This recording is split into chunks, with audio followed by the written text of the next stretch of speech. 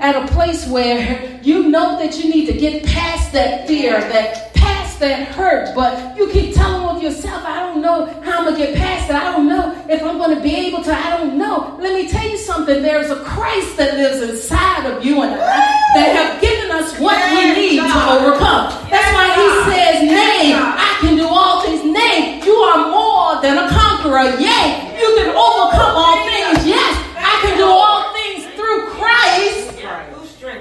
Who strengthens me. Thank you, Lord.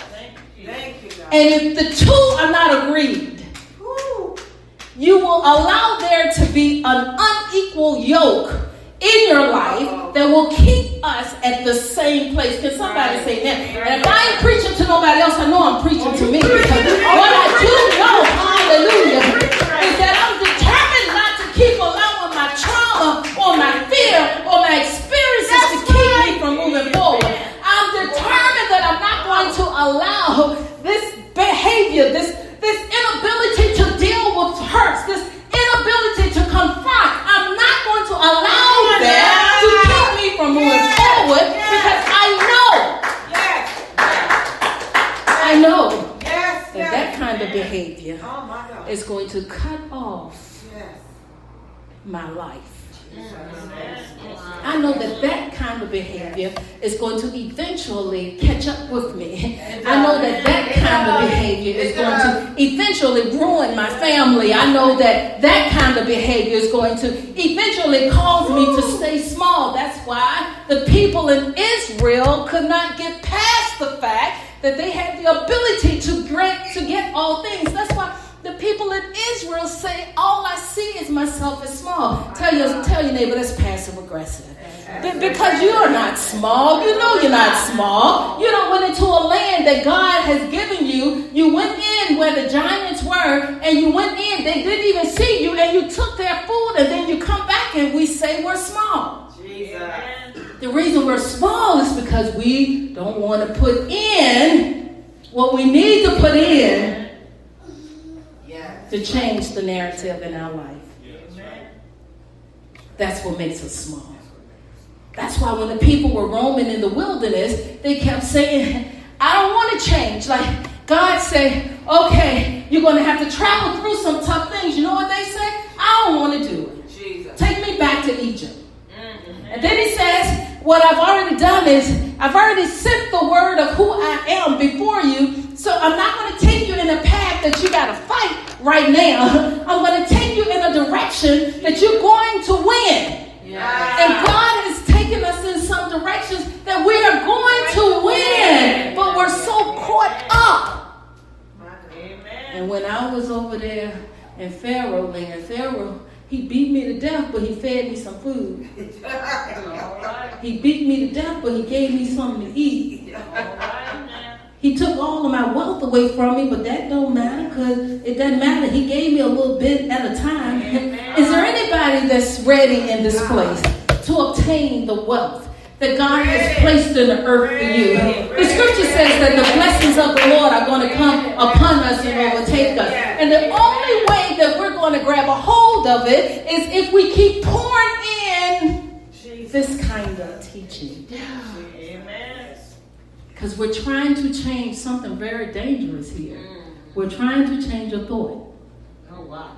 Look at that. There's 60,000 thoughts a day. 60% of them are negative. And we're trying to change something that has that kind of power over us. And in order for us to change that thought, we got to begin to start seeing it in another place. That means we may have to put in a little bit of forgiveness. Can somebody say amen? That means we may have to pour in an ability to just let things go. Just because things are not working out right now for us, guess what? They got to work out. Anybody just say, you know what? It's going to work out. It's got to. Just you need to start speaking to that thing and say, it's got to work out. It's got to work out. It's got to work out. Got to work out, but we're going to have to put the work in and pour in the knowledge that we need to change the behavior. Amen. And somebody say amen. Amen. And so Paul says this, you got to cast it down. Wow. Because the weapons that are formed against us, that's keeping us from being the best that we are, they're God. They're mighty through who? God. Because they're words he's given us that will pull down. And so there are some thoughts that's beneath the radar. And David spoke these words. He says, the words of his mouth were smooth and butter, but war was in his heart. And the words were softer than oil, yet there were drawn swords. This is what he spoke about. What's his name again? Ahithophel. So now he's engaged. He understands what Ahithophel did. So he says, you know what? They may be speaking smooth words to you, but there's war in their heart. And can I tell you how many people that you are meeting, that you're looking at them and they look like they good? Have y'all met people look like they okay? Look like everybody is well. But you don't know the war that has broken out in their heart. You don't know what's inside their heart. That they're saying, you know what? That person that was in authority, that one told me what I couldn't do. That one handled me so severely that it scarred me. And so when I see you, when I see authority, I'm going to treat you the same way. Oh, wow. Look at that. That's right there. I'm going to do it. I'm going to treat you like that. Because in my mind, it hurt. In my mind, they took advantage of me. In my mind, they did that to me. And I am not going to allow nobody else to get away with it so as long as I live. And so what's happening is David said this. He says, wait a minute, but they were so smooth. Anybody has been in your space, they so smooth. They sit there telling you, oh, I'm all right. Oh, I don't care. Oh, it's all right. Oh, it's fine. Oh, I'm all right. Whatever thoughts we struggle with and entertain morphs into this behavior. Whatever those things that stay in your mind, it morphs into this kind of behavior. And these are some passive aggressive words like, oh, I'm sorry. You know, I told y'all I went to, okay, so I got to come to a conclusion. So I went to Virginia Beach, and they have PowerPoint there, you know, and I saw they had the TV, and I never did ask them, can I use PowerPoint? But in my mind, I'm thinking, tell your neighbor, look at passive aggressiveness going on here. Yeah, I ain't gonna bother them. I'll just do what I do. And he says, all you had to do was ask. My Lord. Amen. He says, all you had to do was just call and say, hey, just checking, do y'all have any PowerPoint? And I'm thinking, well, why do I not know that? Because that's what we want to tell people here. You have PowerPoint, we can do it. And so I said, man, I didn't even think of that. I said, I'm so sorry, please forgive me. He says, for what? Just tell you, that's a little bit of my mental behavior. A little bit like I'm embarrassed that I didn't do it, so I figured like I'm gonna throw it off. Oh, I'm so sorry. Please forgive. Anybody ready to admit who they are? I'm ready. I'm ready to say, you know what, girlfriend? This is me. This is me. This is me. This is me, oh Lord, standing in the need of prayer. This is me. It's me, oh Lord, standing.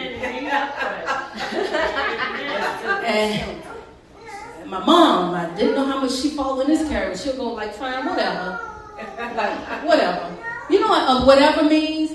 I don't want to take the time to deal with it. I don't want to do the work to sit back and have a conversation with you, so I'll just say whatever. But can I tell you, even when I say whatever, I've left you rehearsing everything in my mind. Anybody left the person saying, no, I'm good, and you're in there talking to yourself all the way home, in the bathroom, on the car, you know? I was talking to Chief Apostle last week, and Chief Apostle said, I had to admit, right, y'all, and he said that he was dealing with someone, and they were like, they text him. He says, and the thing about it is, he said he got so many texts.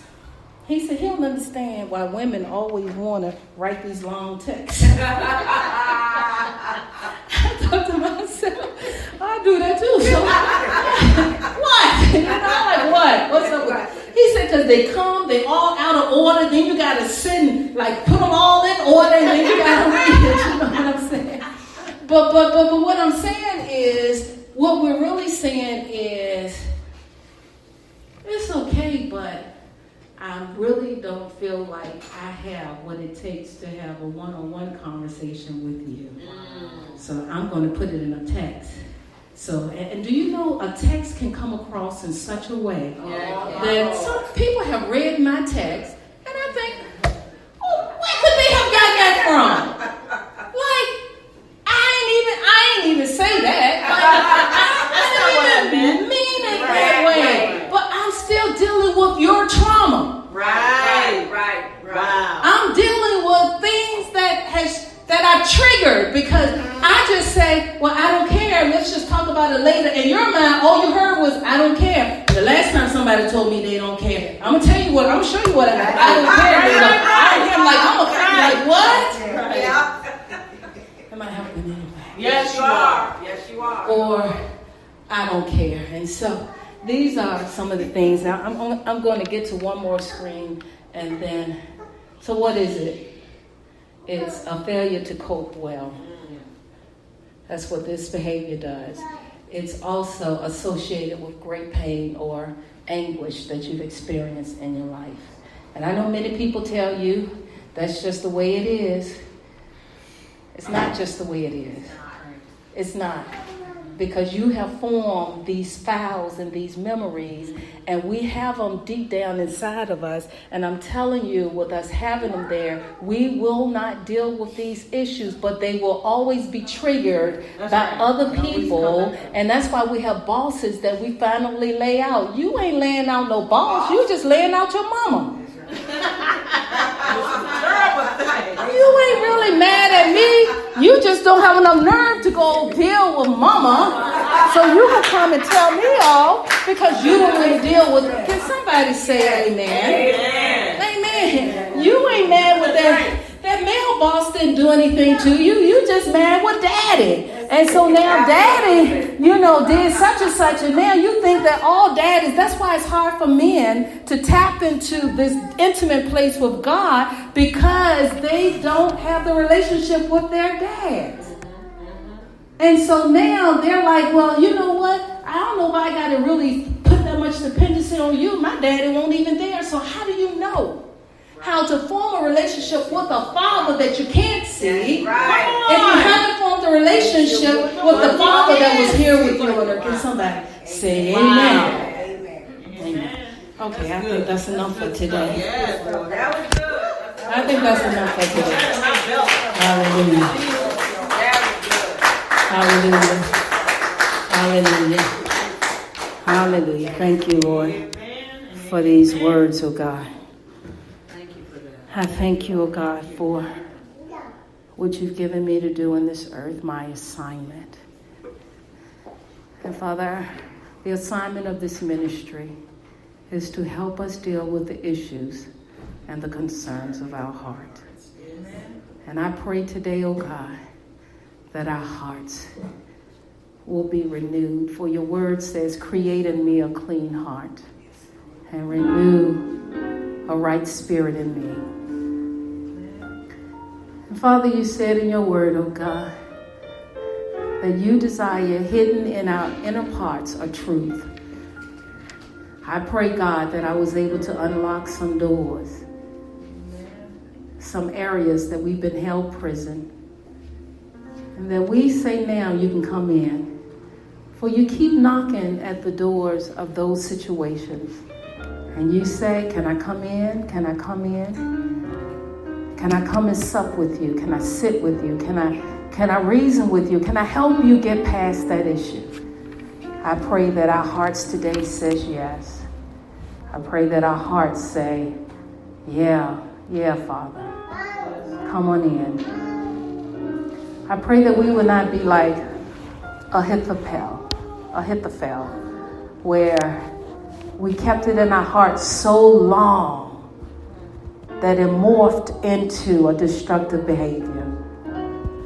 And many of us are at that place right now where our trauma, our thoughts,